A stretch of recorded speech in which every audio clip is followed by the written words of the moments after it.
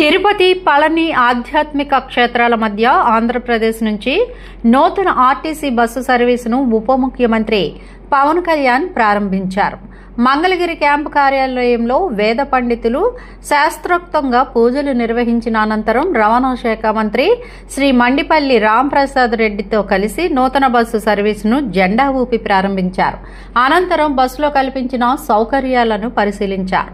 ఈ సందర్భంగా పవన్ కళ్యాణ్ మాట్లాడుతూ, ఈ ఏడాది ఫిబ్రవరిలో తమిళనాడులో షష్ఠ షణ్ముఖ యాత్ర చేపట్టాను. యాత్రలో భాగంగా పళని కొండపై వెలసిన సుబ్రహ్మణ్య స్వామిని దర్శించుకున్నాను.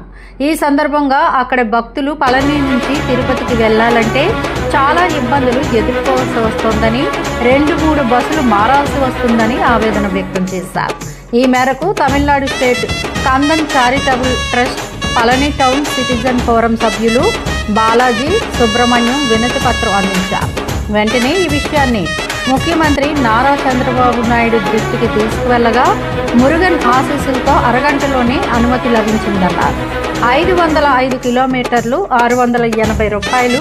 కలియుగ ప్రత్యక్ష దైవం వెంకటేశ్వర స్వామి, శ్రీ సుబ్రహ్మణ్య స్వామి ఆశీస్సులతో తిరుపతి, పళని మధ్య 2 లగ్జరీ బస్సులతో సర్వీసులు ప్రారంభించామన్నారు పవన్ కళ్యాణ్.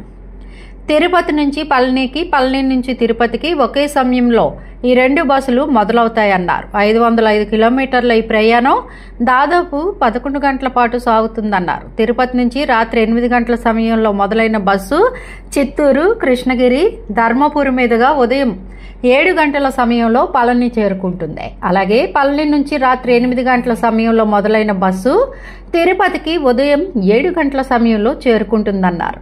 భద్రతతో కూడిన ప్రయాణం ఇవ్వాలని ఈ సర్వీసులను ప్రారంభించామన్నారు. పెద్దలకు 680, చిన్న పిల్లలకు 380 రూపాయలుగా టికెట్ ధరలు నిర్ణయించారు. ఇది కలియుగ దైవం వెంకన్న భక్తులకు, అలాగే మురుగన్ ఆరాధించే భక్తులకు అనుసంధానంగా నిలుస్తుందని అన్నారు.